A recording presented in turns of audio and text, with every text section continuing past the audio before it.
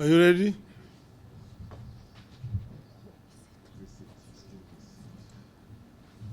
You are ready?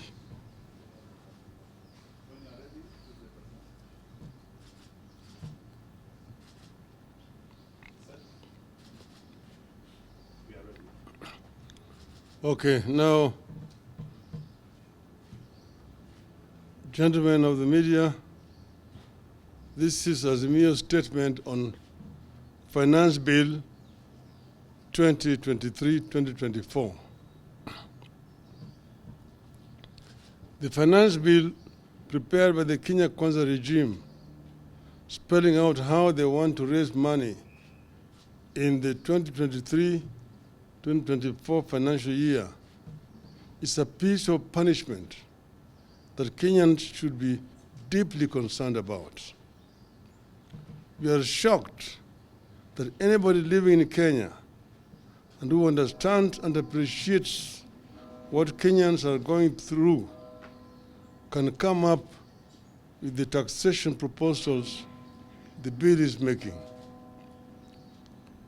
It is even more shocking that a regime that promised to lessen the burden of the so-called hustlers, Mama Mboga, watu wa mjengo, can turn its back so soon on the same people.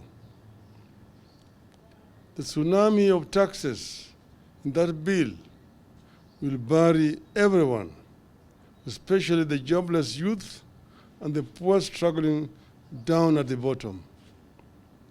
The bill is a promissory note to strangle and suffocate the hustlers from whose necks Ruto promised to remove the rope. We wish to make it clear from the outset that as a party, we will try our best to ensure that this anti-people budget is not passed by the National Assembly.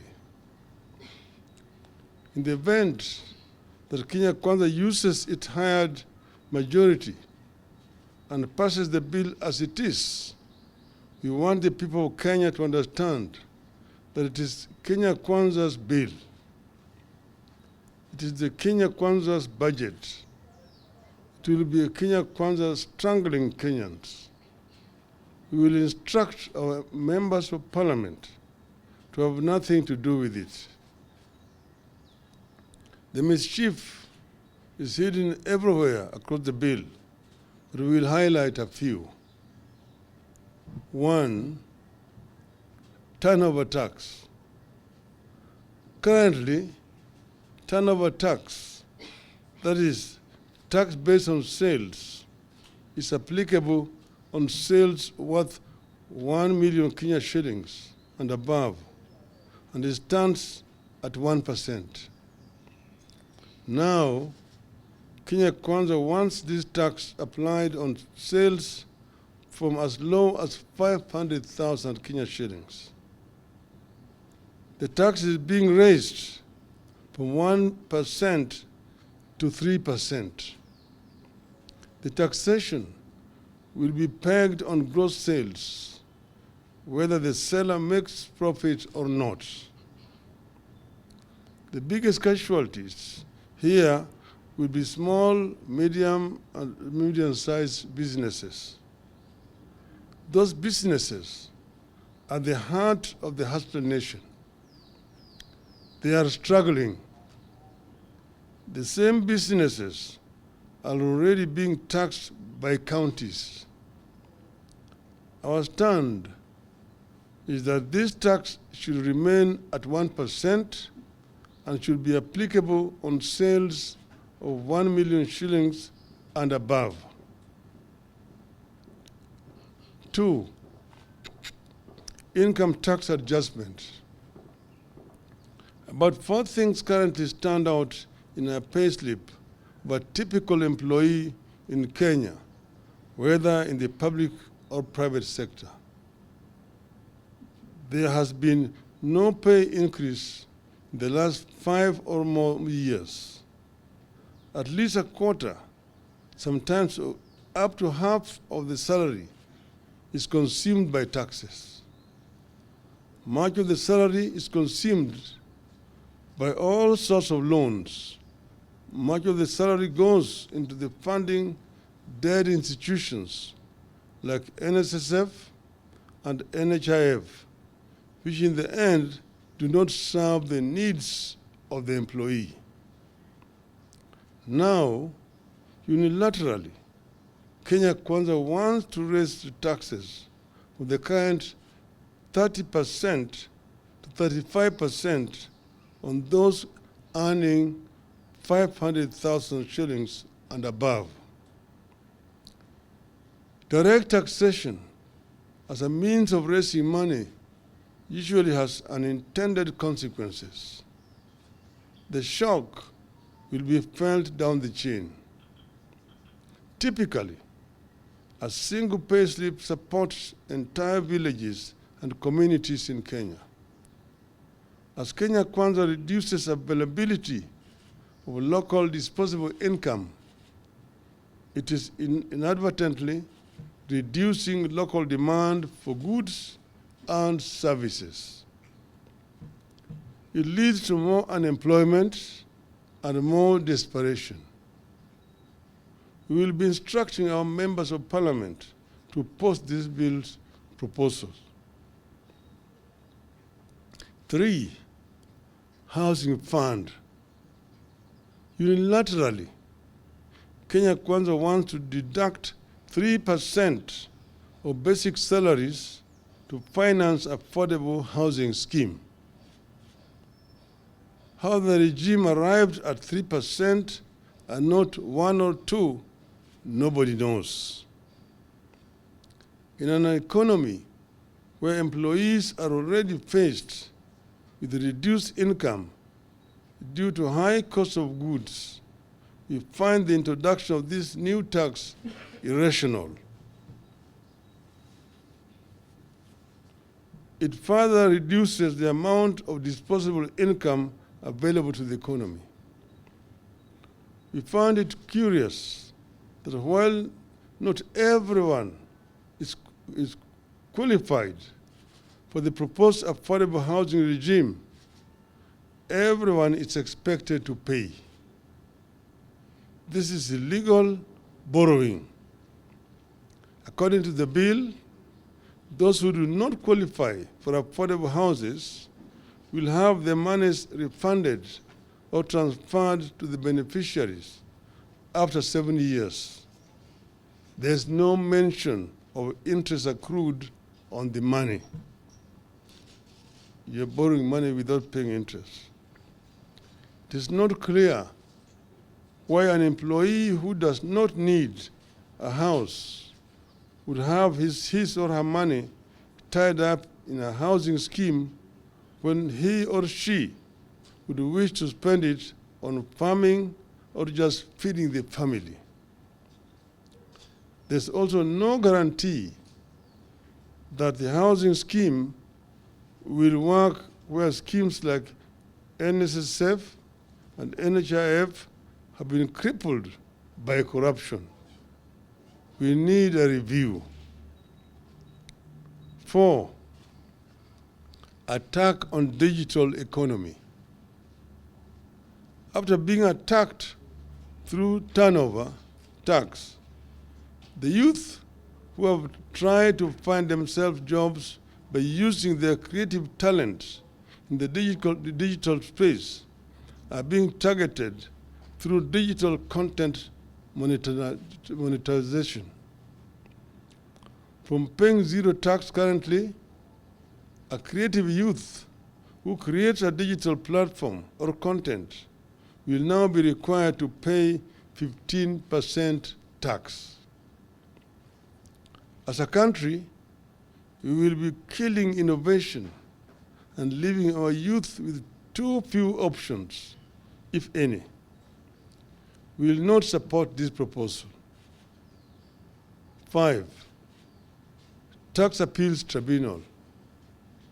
A proposal is being made that in the event of a business or an individual who has a dispute with the Kenya Revenue Authority over tax owed, that individual or company will be required to deposit 20% of the disputed amount with the KRA before the matter can be heard by the Tax Appeals Tribunal. This is another aspect of illegal borrowing by the regime. It is open to abuse by rogue KRA officers. It will affect cash flow of companies. We oppose it. 6, taxation of reimbursements, that is per diem.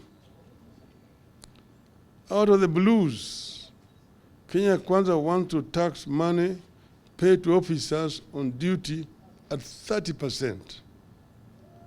How then do those officers meet their expenses? Since when did reimbursements get to be treated as income? We find this requirement extremely punitive. We oppose it. We've known that this per diem was being paid by people to be spent to defray expenses wherever they're traveling. And those costs, the cost of living in those countries has already been worked out by the government. If you are taxing it, you're therefore subjecting these officers to suffering wherever they travel.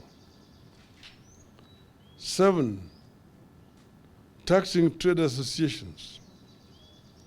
After taxing traders, Kenya Kwanza want to follow them and tax their associations.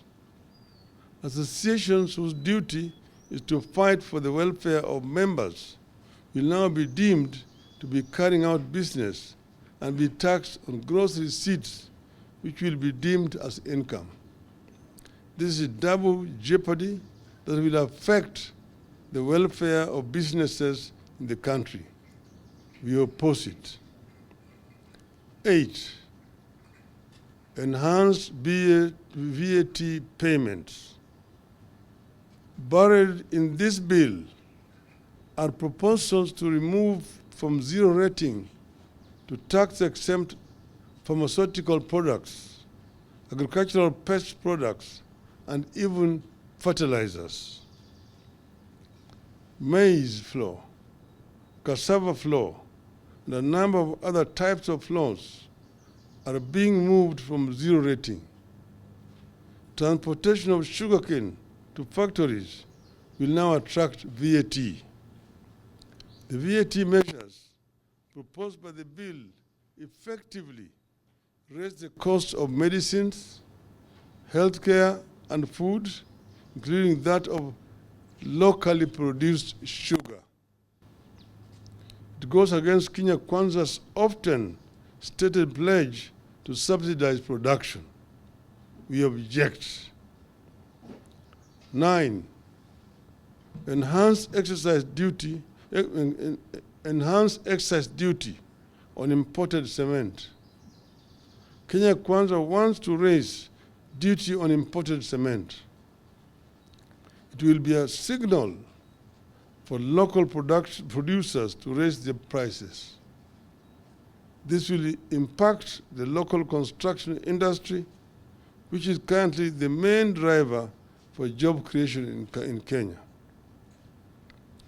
10, tax on beauty products. Kenya Kwanza wants to treat beauty as a luxury. Beauty products such as wigs, false beards, eyelashes, human hair, artificial nails, among others, will see their taxes rise from shillings 0.6 to shillings 25 per stamp, 2.5 per stamp. This is a 316% hike. Like digital economy, the beauty industry has become a major employer, particularly of our youth and women who have been unable to find work elsewhere.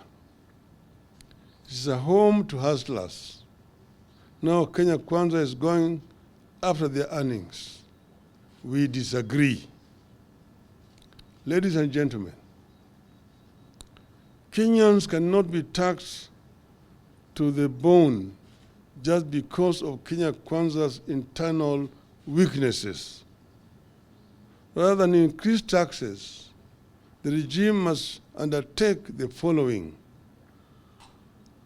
1, an immediate stoppage of non-essential government expenditures, including the appointment of chief administrative officers.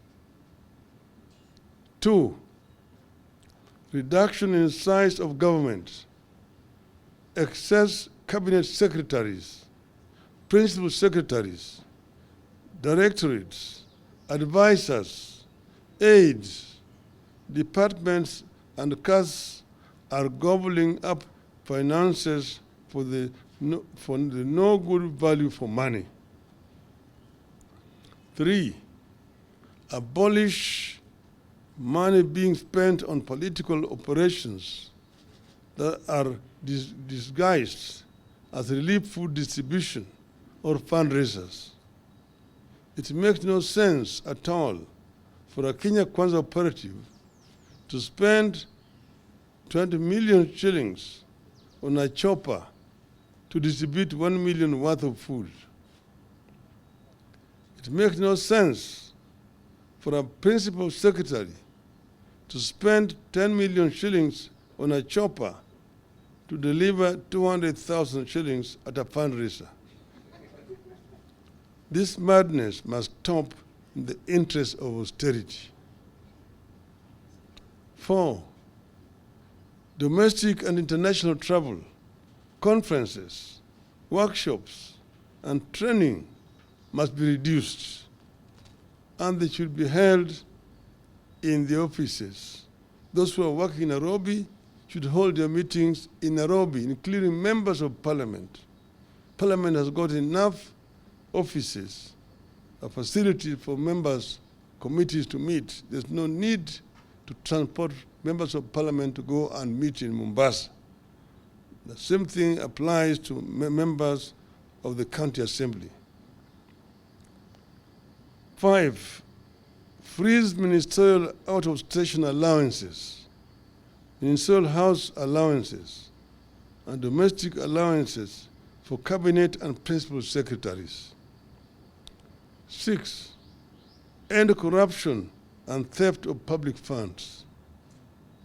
Kenyans can't and won't tighten their belts any further. They have had enough. Their next available course of action is to force Kenya Kwanza to tighten its belt or force it out. End of the statement. Thank you.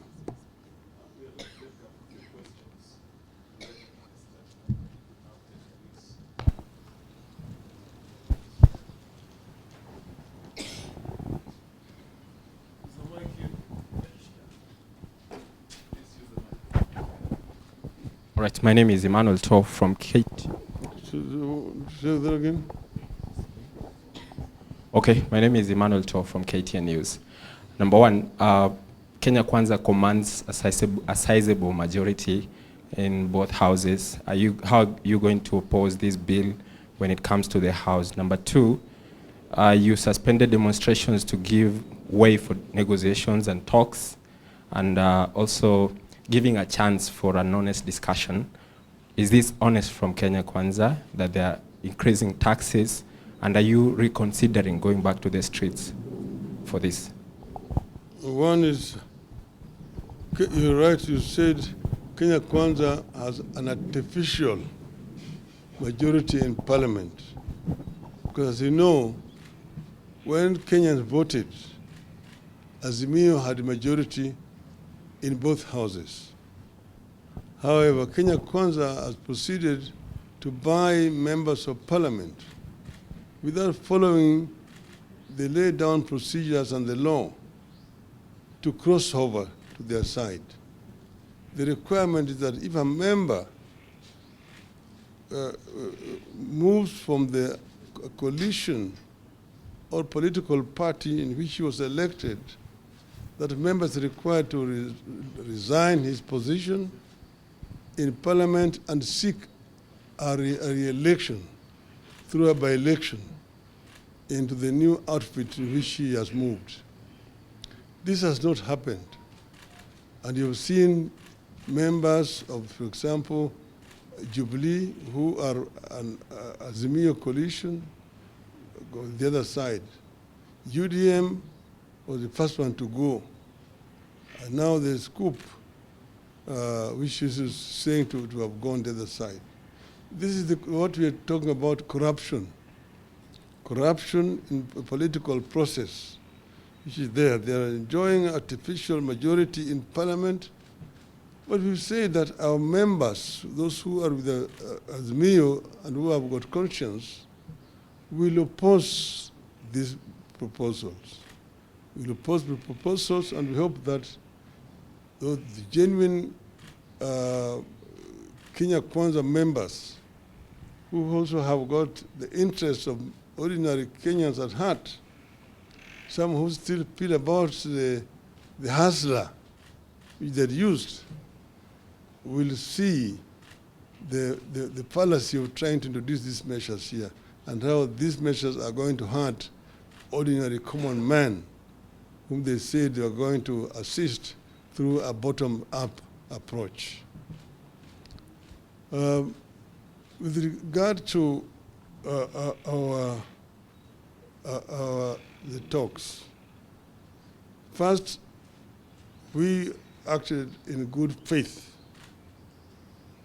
to call off the demonstrations last Thursday because Kenya Kwanza had approached us and said that they were ready now for talks and that we are going to remove Mr. Kenan, whom they had put in as among one of their delegates.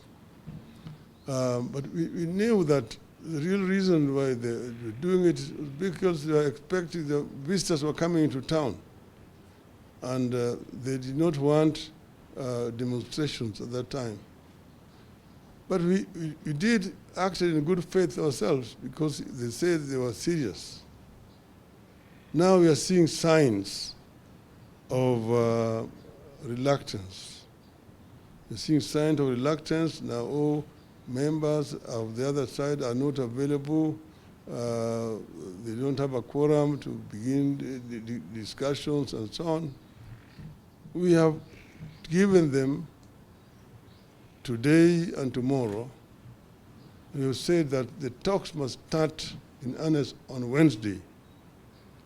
And if their delegation is not ready by Wednesday, we will treat that gentleman's agreement as cancelled. And we will then now explore other options available to us as Azimio. Do you have any question?